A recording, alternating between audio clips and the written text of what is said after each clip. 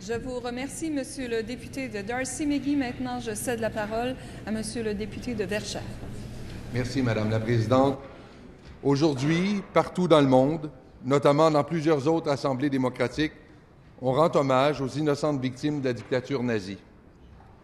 Aujourd'hui, en soulignant en cette Assemblée nationale Yom HaShoah, la journée internationale de commémoration des victimes de l'Holocauste, nous honorons la mémoire des personnes qui ont perdu la vie au cours de ces tragiques événements, mais également de celles qui ont survécu, qui ont dû surmonter ce traumatisme et qui, ici, par exemple, ont contribué à faire du Québec ce qu'il est aujourd'hui.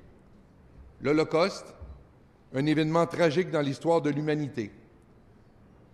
Un simple petit mot si lourd de sens, nommant le martyre et l'annihilation de quelques 6 millions de Juifs. Il suffit d'entendre le témoignage d'une seule personne survivante de l'Holocauste pour comprendre pourquoi nous devons éternellement nous souvenir de cette période noire de l'histoire qui est d'une gravité telle que jamais elle ne doit disparaître de nos mémoires. Pour ces survivants et survivantes, il faut nous souvenir pour clamer haut et fort « plus jamais ».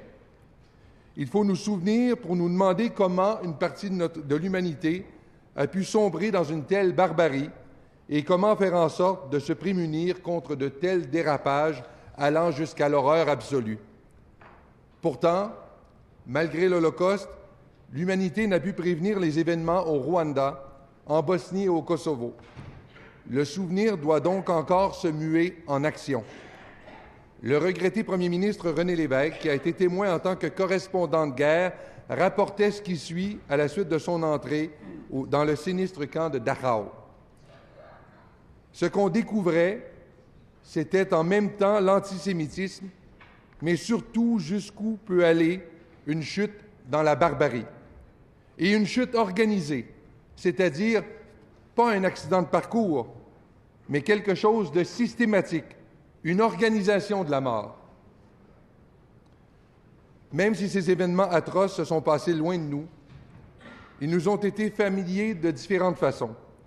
C'est notamment au Québec et dans les régions de Montréal